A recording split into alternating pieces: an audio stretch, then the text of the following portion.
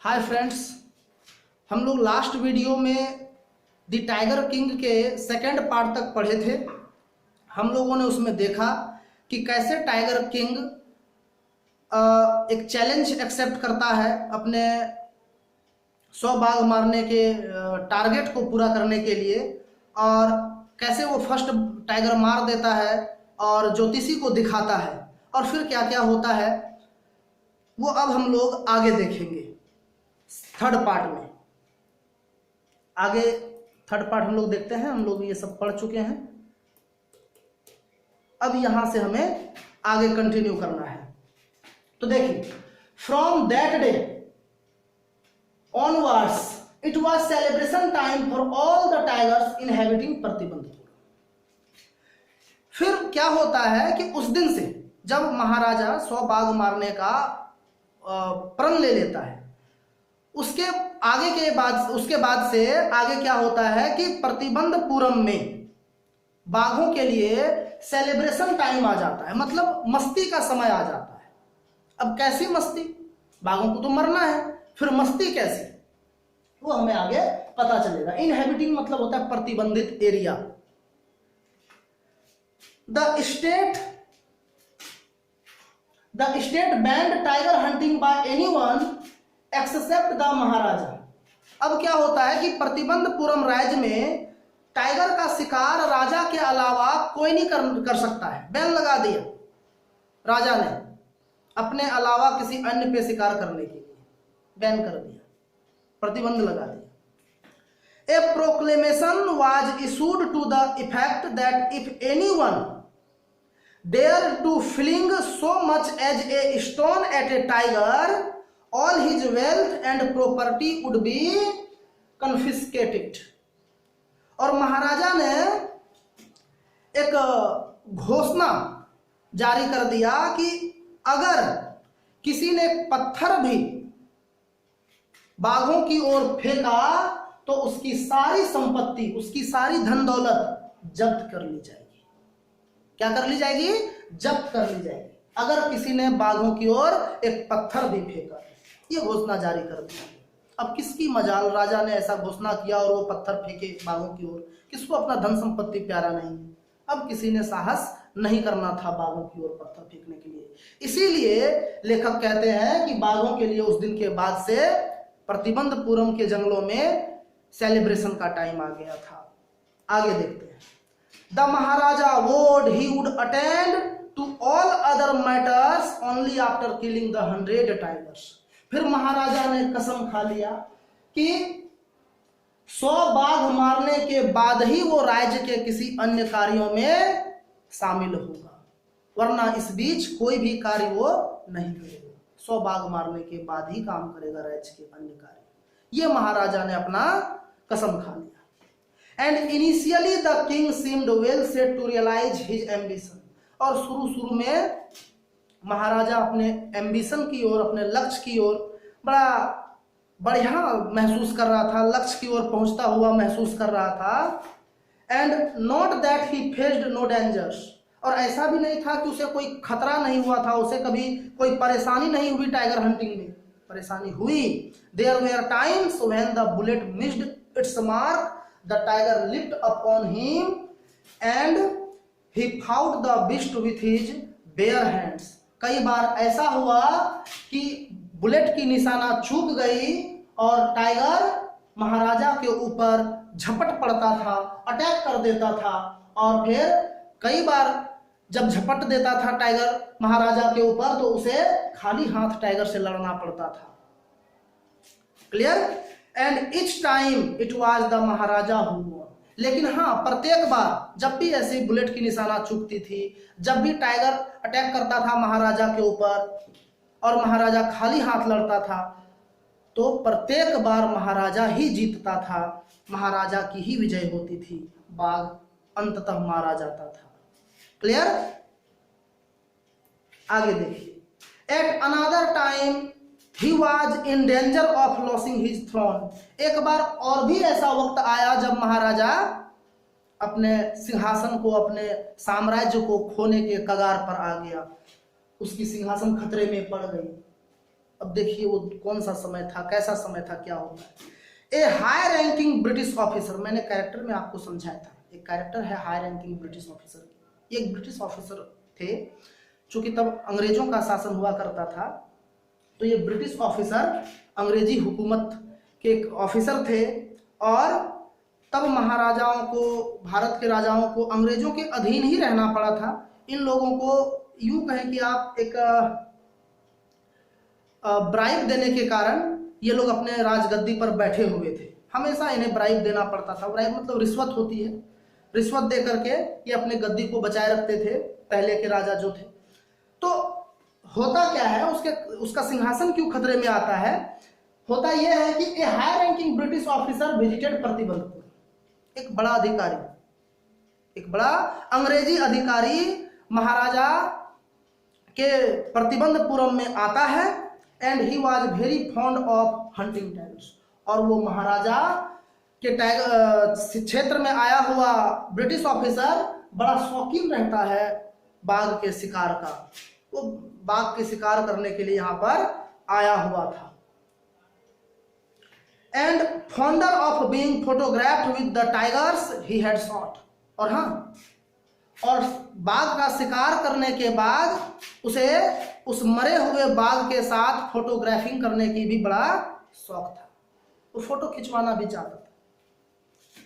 But Maharaja was firm in his resolve. लेकिन महाराजा अपने जिद पर अडिग था। उन्होंने भी एक ठान रखा था कि किसी को टाइगर शिकार करने की अनुमति देना नहीं है, परमिशन देना नहीं है, चाहे कोई भी आ जाए। रिसॉल्व मीन्स होता है डिटर्मिनेशन, मतलब जिद, संकल्प। He refused permission and I can organise any other hunt. और महाराजा ने उस ब्रिटिश ऑफिसर के परमिशन को रिफ्यूज कर दिया, इनकार कर दिया, और उन्हें एक ऑफर दिया कि मैं आपके लिए कोई दूसरा शिकार करने का व्यवस्था कर सकता हूं, अरेंज कर सकता हूं। आप चाहें तो कुछ अन्य चीजों का शिकार कर लें। You may go on a boar hunt. आप चाहें तो सुअर के शिकार पे निकल जाए। अगर आपकी इच्छा है, आपको शिकारी करना है, तो सुअर का कर लीजिए। You may conduct a mouse Hunt. आप चाहें तो चूहे का शिकार कर लें। और हाँ, you may go, we are ready for a mosquito hunt. और अगर आप चाहें तो चलें, हम लोग चलते हैं, हम लोग तैयार हैं मच्छर का शिकार करने के लिए। तो राजा इस तरह का ऑफर एक ब्रिटिश ऑफिसर को दे रहा है। इसका मतलब है कि उस ब्रिटिश ऑफिसर की बेइज्जती कर रहा है, मजाक उड़ा रहा है, खिल्लियां उड़ा रहा है। ब्रिटिश ऑफिसर को गुस्सा आना लाजमी बात है। And we are ready for a mosquito hunt but tiger hunt that's impossible. लेकिन जो आप बाघ का शिकार करने की बात कह रहे हैं, ये असंभव है, ये नहीं हो सकता है। इसमें मैं आपको परमिशन दे ही नहीं सकता। फिर देखते हैं क्या होता है। The British officer's secretary sent word to the Maharaja through the Dewan that the durai himself did not have to kill the tiger. देखो अब क्या होता है कि ब्रिटिश ऑफिसर उसकी परमिशन रिफ्यूज करने के बाद वो तो अपने घर चला गया, अपने ऑफिस में चला गया होगा। और घर जाने के बाद ब्रिटिश ऑफिसर अपने सेक्रेटरी को कह करके संदेशा भिजवाता है दीवान के द्वारा। अपने सेक्रेटरी को कहता है, और सेक्रेटरी दीवान को कहता है कि आप जाकर के अपने महाराजा से बताएं कि दुराई एक पद होता है, आपको मैंने पहले भी शायद बताया था कि दुराई मुखिया या लीडर को, चीफ या लीडर को कहा जाता है। पहले के जमाने में, पुराने टाइम में ये कहा जाता था। और यहाँ जो दुराई शब्द यूज हुआ है वो ब्रिटिश ऑफिसर के लिए यूज हुआ है। तो सेक्रेटरी दीवान को कहता है कि दुराई खुद बाघ का शिकार नहीं करेगा, बाघ नहीं मारेगा। The Maharaja could do the actual killing. उस बाघ का शिकार महाराजा ही करे, बाघ को महाराजा मारे। What was important to the Durai was a photograph of himself holding the gun and standing over the tiger's carcass. Important ये है कि दुराई यानी ब्रिटिश ऑफिसर को उस मरे हुए टाइगर के साथ गन पकड़े हुए फोटो लेने की परमिशन दी जाए। क्या दी जाए? फोटो लेने की, फोटोग्राफी करने की परमिशन दी जाए उस मरे हुए टाइगर के साथ खड़े, उस मरे हुए टाइगर के पास खड़े होकर के बंदूक लिए हुए। तो ये था मेन। महाराजा इस बात के लिए देखते तैयार होता है कि नहीं। क्या सूचना, क्या संदेशा भिजवाया कि बाघ को मैं नहीं मारूंगा। ब्रिटिश ऑफिसर का ये कहना है कि एक्चुअली बाघ को मैं नहीं मारूंगा, आप ही एक्चुअल किलिंग करो बाघ का, राजा ही करे एक्चुअल किलिंग, लेकिन मेरे लिए इंपॉर्टेंट ये है कि बस मुझे उस मरे हुए बाघ के साथ बंदूक लेकर के इस पोजीशन पे फोटोग्राफी करने की अनुमति दी जाए। बस यही मेरे लिए इंपॉर्टेंट है। अब क्या होता है देखिए, but the Maharaja would not agree even to this proposal. अब क्या होता है, महाराजा इस प्रस्ताव पर भी राजी नहीं होते हैं। बोला ना, ये भी नहीं होगा, ये भी नहीं होगा। And if he relented now, what would he do if other British officers turned up for tiger hunts? और महाराजा कहते हैं कि अगर मैं अभी नरम पड़ गया, कमजोर पड़ गया, तो मैं क्या करूंगा जब अन्य कोई ब्रिटिश ऑफिसर बाघ का शिकार करने के लिए आएगा। इसीलिए अभी ही मैं मना कर देता हूं, सबसे बेटर है, बाद में झंझट लेना ही नहीं पड़ेगा। तो ब्रिटिश ऑफिसर को टाइगर का शिकार करने से इन्होंने मना कर दिया। तो ये था सिचुएशन जब वो अपने सिंहासन को खोने के कगार पर आ गया था। कौन? ब्रिटिश ऑफिसर, सॉरी महाराजा, क्योंकि उसने एक ब्रिटिश ऑफिसर को उसकी इच्छा पूरी करने से मना किया था, इसीलिए वो अपने सिंहासन को खो सकता था, उसका सिंहासन उसके हाथ से जा सकता था, उसके राज्य में ब्रिटिश गवर्नमेंट की शासन लागू हो सकती थी। अब देखते हैं क्या होता है।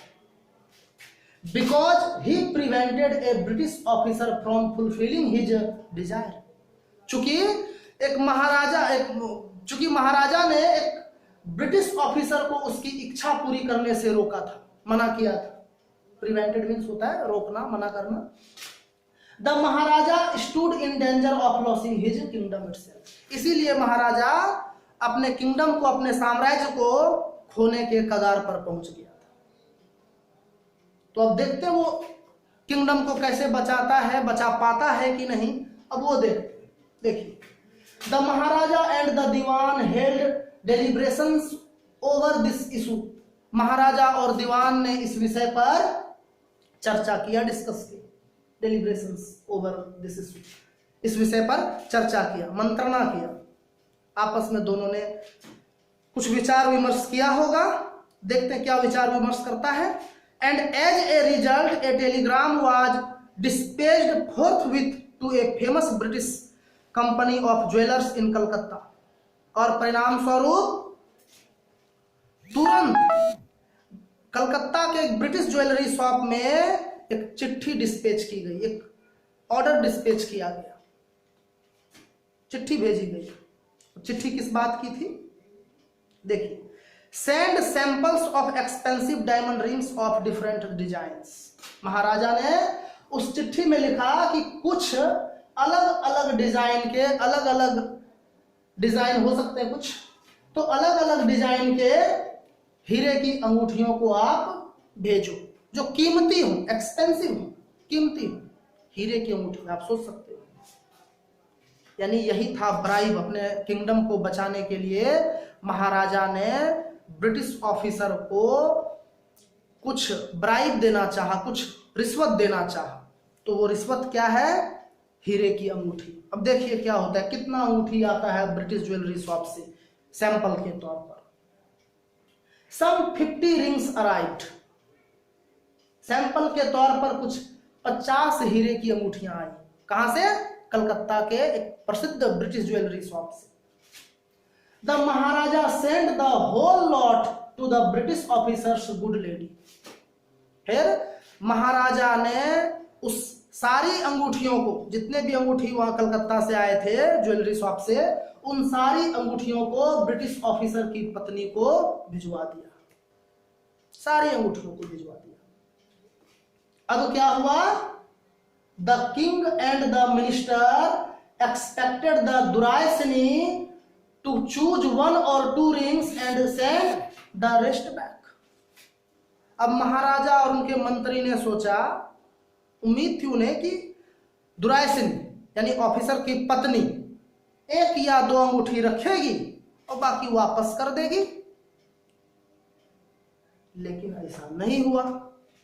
अब जिसे हीरे की अंगूठी मिल जाए वो भाई क्यों वापस करे। Within no time at all the duraisani send her reply, thank you very much for your gifts. अभी ज्यादा देर नहीं हुआ था, बिना समय लॉस किए ब्रिटिश ऑफिसर की पत्नी ने अपना जवाब दिया, तो आपको बहुत बहुत धन्यवाद इस गिफ्ट के लिए, इस उपहार के लिए। क्लियर? आगे देखिए, इन 2 days A bill for 3 lakh of rupees came from the British jewellers. और 2 दिनों के अंदर अंदर ब्रिटिश ज्वेलर शॉप से 3 लाख रुपया का बिल आ गया। महाराजा का 3 लाख रुपए का बिल भेज दिया गया। सोच सकते हो आज के जमाने में 3 लाख भले कुछ ना हो, लेकिन उस टाइम में, आज से 70-80 साल पहले की बात है, उस टाइम में 3 लाख रुपए का बहुत वैल्यू होता था।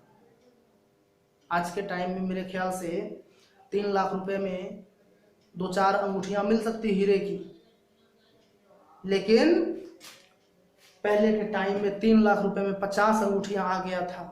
मतलब आज के जमाने में 3 लाख का वैल्यू कहीं 10-12 करोड़ के आसपास होगी। The maharaja was happy that though he had lost 3 lakh rupees he had managed to retain his kingdom. लेकिन महाराजा तब भी खुश था। खुश हो भी क्यों नहीं, सोचा कि चलो भाई 3 लाख रुपए गए तो गए, कम से कम सिंहासन तो बच गया। सिंहासन बचा लिया उसने 3 लाख रुपए देकर के। उसने सोचा 3 लाख गया तो गया, सिंहासन तो कम से कम बच गया, सिंहासन तो नहीं ना गया। आगे देखिए, तो तीसरे पार्ट में इतना ही था। अब चौथा पार्ट आ गया। तीसरे पार्ट में हम लोगों ने देखा कि महाराजा कैसे अपने सिंहासन को खोने के कगार पर आता है और सिंहासन को बचाता किस प्रकार है, किस प्रकार वो अपने सिंहासन को बचाने में सक्षम होता है। तो ये अभी उनका अपने सिंहासन को बचाने का घटना था। अब हम लोग देखते हैं कि महाराजा आगे क्या करता है। थर्ड पार्ट में इतना हम लोगों ने देखा। फोर्थ पार्ट में अब हम लोग देखते हैं कि महाराजा अब क्या करता है। देखो, the Maharaja tiger hunts continue to be highly successful. और इस बीच महाराजा का टाइगर हंटिंग बड़ा सफल था, लगातार जारी रहा था। बहुत सारे बाघ उसने मार दिए होंगे। And within 10 years he was able to kill 70 tigers. और लगभग 10 साल के अंदर उन्होंने 70 टाइगर्स मार दिया। And then an unforeseen hurdle brought his mission to a stand still.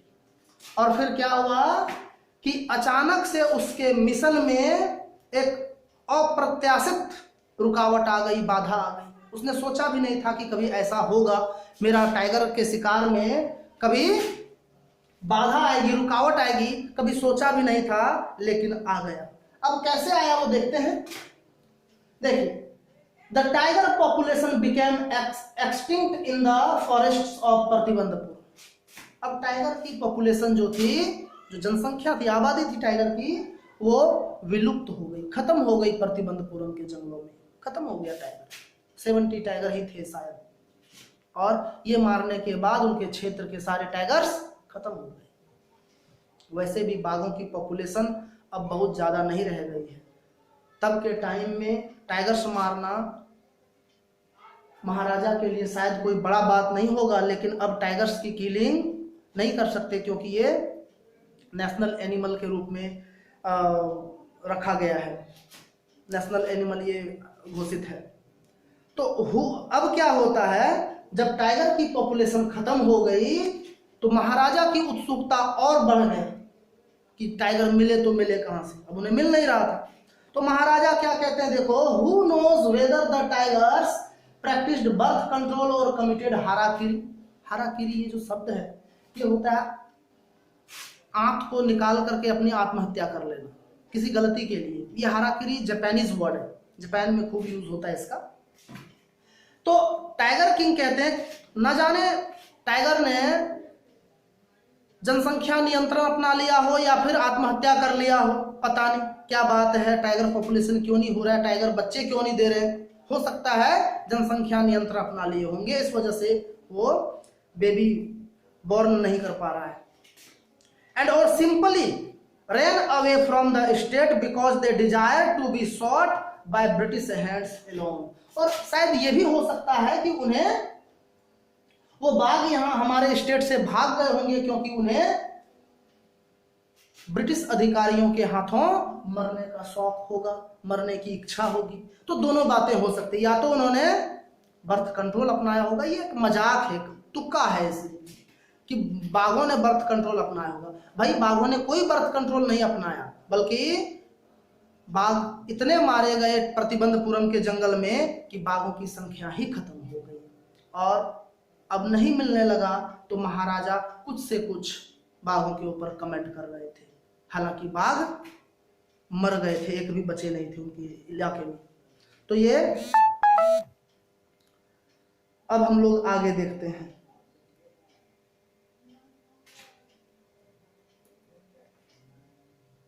One day the Maharaja sent for the Diwan.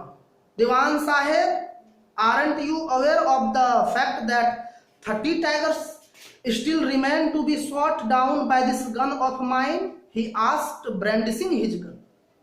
फिर क्या हुआ?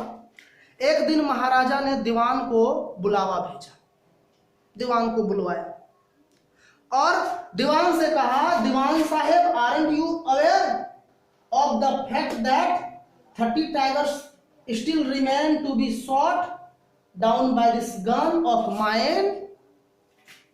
He asked, brandishing his gun. और महाराजा ने कहा, दीवान साहब क्या आपको मालूम है कि अभी भी मेरे इस बंदूक से 30 बाघों का मारा जाना बाकी रह गया है। और ये बात महाराजा ने अपने बंदूक को लहराते हुए कहा, बड़ा गुस्से मिजाज में कहा, इस तरह से। And shuddering at the sight of the gun the dewan cried out, your majesty I am not a tiger. और गन को देख करके दीवान कांपते हुए कहा, थरथराते हुए कहा कि दीवान साहब, महाराजा साहब, मैं गन नहीं हूं, मैं कोई बंदूक नहीं हूं, आप मेरे तरफ बंदूक मत तानिए। तो दीवान डर गया जब बंदूक को लहराया और टोन भरे आवाज में जब कहा कि दीवान साहब क्या आपको मालूम है कि मेरे बंदूक से अभी भी 30 टाइगर्स मारे जाने बाकी रह गए हैं। तभी दीवान डर गया और जैसे ही बंदूक देखा तो दीवान थरथराते हुए कहा कि नहीं महाराजा साहब, मैं कोई बंदूक वगैरह, मैं कोई गन वगैरह नहीं हूं। And which idiot would call you a tiger, मैं कोई टाइगर नहीं हूं, दीवान ने ये कहा था। तो अब क्या होता है, which idiot would call you a tiger. तो महाराजा साहब कहते हैं, कौन बेवकूफ होगा जो तुम्हें टाइगर कहेगा, तुम्हें कौन टाइगर कहेगा, मैं टाइगर नहीं कह रहा तुम्हें। And no and I am not a gun. और फिर दीवान कहता है, नहीं मैं कोई गन भी नहीं, कोई बंदूक भी नहीं हूं। अब महाराजा फिर क्या कहते हैं देखो, you are neither tiger nor gun, तुम ना तो कोई टाइगर हो ना ही कोई गन हो। दीवान डर के मारे परेशान हो गया है, थरथरा रहा है। इस सिंपल सी बात होगी, डर लगेगा।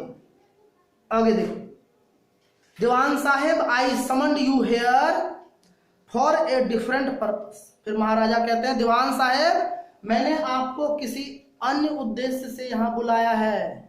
समन्ड मीन्स होता है बुलावा, बुलाना, बुलावा भेजना।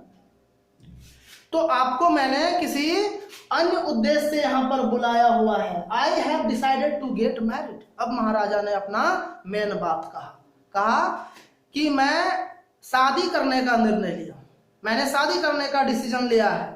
अब क्या होता है देखो, दीवान डर के मारे और कांपने लगता है और थरथरा जाता है। देखिए क्या होता है, the dewan began to babble even more, dewan कांपने लगा।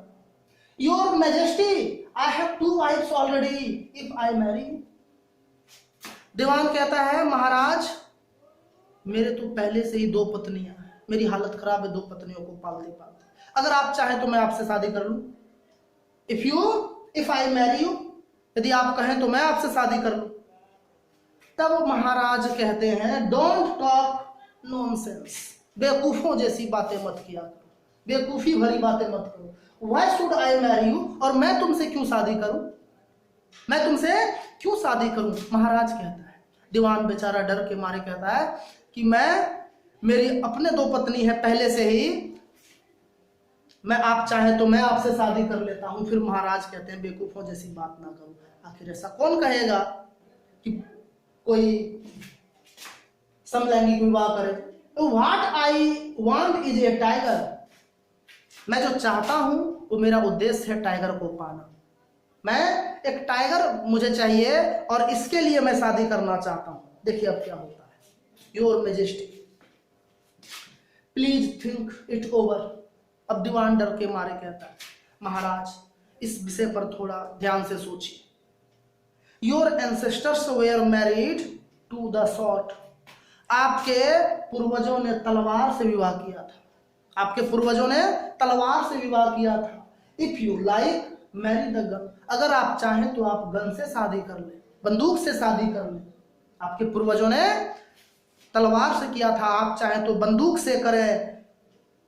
ए tiger king is more than enough for this state, एक टाइगर किंग ही इस राज्य के लिए काफी है। फिर it doesn't need a tiger queen as well, फिर टाइगर किंग की क्या आवश्यकता है, टाइगर किंग की हमारे राज्य को कोई आवश्यकता नहीं है, इसलिए आप ही काफी हैं। आप तलवार से शादी कर ले, आपके पूर्वजों ने किया ही था, चाहे तो बंदूक से करें, बट टाइगर क्वीन मत लाइए, आप शादी करके मत लाइए आप। अब क्या होता है, ये बेवकूफों जैसी बातें कर रहा है, इसकी हालत खराब हुई पड़ी है। पहली बार जब महाराज गरजते हुए थंडरिंग करते हुए इससे बात किए, इसकी हालत तब से खराब है और अभी भी ये बेवकूफों जैसी ही उटपटांग सी बातें किए जा रहा है। फिर क्या होता है आगे देखिए, the Maharaja gave a load crack of laughter, फिर महाराजा उनकी बातों को सुनकर जोर से खिलखिला करके हंस पड़े, बड़े जोर शोर से ठहाके लगा के हंस पड़े। I am not thinking of marrying either a tiger or a girl but a girl from the ranks of human beings. फिर महाराजा ने कहा I am not thinking of marrying either a tiger or a gun, महाराजा ने कहा मैं ना तो किसी tiger से और ना ही किसी बंदूक से विवाह करने की सोच रहा हूं, लेकिन but a girl from the ranks of human beings, मैं एक लड़की से, इंसानों की जाति के एक लड़की से शादी करने का सोच रहा हूं। मुझे टाइगर बीबी के रूप में नहीं चाहिए, ना ही मुझे बंदूक बीबी के रूप में चाहिए, मुझे चाहिए तो एक लड़की चाहिए, युवती चाहिए, जैसे हर इंसान करते हैं। First you may draw up statistics of tiger population in the different native states. अब महाराजा कुछ इंस्ट्रक्शन दे रहे हैं, किसको, दीवान को। क्या इंस्ट्रक्शन दे रहे हैं कि first you may draw up statistics of tiger populations in the different native states. Maharaj ने कहा कि सबसे पहले आप अलग अलग हमारे पड़ोसी राज्यों में पता लगाइए कि कहां टाइगर की आंकड़े सही है, बाघों के जनसंख्याओं का आंकड़ा कहां ठीक ठाक है, आप ये पता लगाइए। कहां किस राज्य में ज्यादा बाघ हैं ये पता लगाइए आप, या किस राज्य में कितने बाघ हैं। और next you may investigate if there is a girl I can marry in the royal family of a state with a large tiger population. और फिर आप पता लगाइए कि वहां पर कोई लड़की है जिससे मैं शादी कर सकूं एक शाही परिवार में, आप फिर ये पता लगाइए। और उस राज्य में बाघ की संख्या भी होनी चाहिए, यानी जिस राज्य में बाघ की जनसंख्या हो ज्यादा, जहां पर राजा की बेटी हो जिससे मैं शादी कर सकूं, ये आप पता लगा करके आइए। अब क्या होता है, दीवान को काम मिल गया लड़की ढूंढने का, उस लड़की को ढूंढने का जिसके पापा के पास बाघों की संख्या ज्यादा हो, उसके पापा के क्षेत्र में बाघों की संख्या ज्यादा हो, जिससे महाराज को टाइगर के शिकार करने में आसानी हो।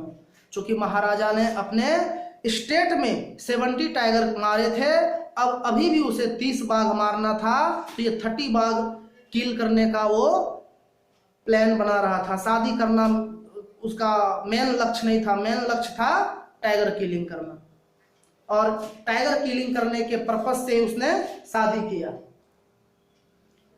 अब आगे देखो क्या होता है। The Dewan followed his orders. अब दीवान ने उसके आदेश को माना, जैसा महाराजा ने आदेश दिया था उस हिसाब से वो काम किया। He found the right girl from a state which possessed a large number of tigers। और महाराज एक ऐसी लड़की को ढूंढ लिया जिसके एरिया में, जिसके साम्राज्य में बड़ी संख्या थी बाघों की। उस लड़की को वो ढूंढ निकाला। फिर क्या हुआ, Maharaja Jung Bahadur killed 5 or 6 tigers each time he visited his father-in-law।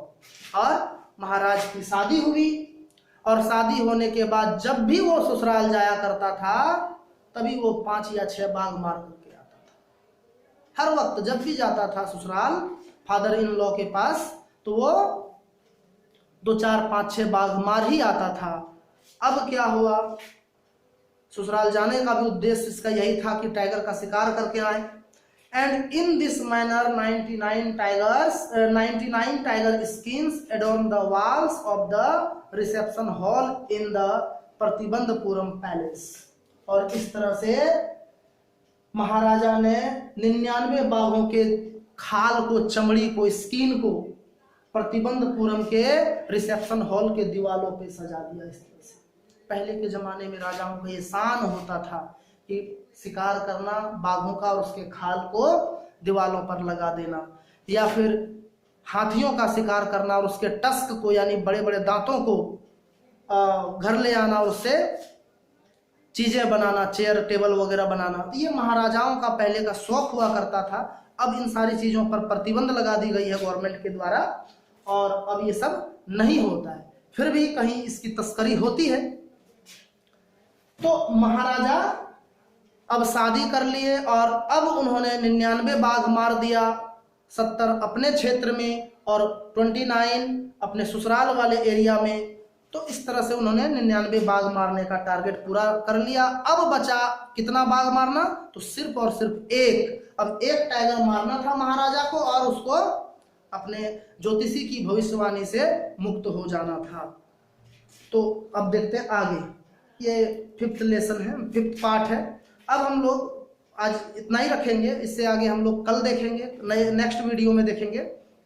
और फिर आज भर इतना ही। हमने 3rd और 4th लेसन में क्या देखा। 4th लेसन में हमने क्या देखा कि महाराज जो सबसे इम्पोर्टेंट वर्क होता है वो शादी का होता है, शादी करता है, और 29 टाइगर्स अपने ससुराल में, अपने ससुर के एरिया में मार देता है, और फिर 99 बाघ के मारने का टारगेट पूरा कर देता है। और अब एक बाघ वो कैसे मारता है और आगे क्या होती है उसकी भविष्यवाणी, अब तक तो सही साबित हुई है कि 99 बाघ मारना था और आसानी से मार देना था, वो मार दिया। और अब देखते हैं 100 बाघ वो कैसे क्या करता है, 100वां बाघ मार पाता है या नहीं, वो हम लोग नेक्स्ट क्लास में, नेक्स्ट वीडियो में देखेंगे। तो आज के लिए इतना ही। Thank you very much.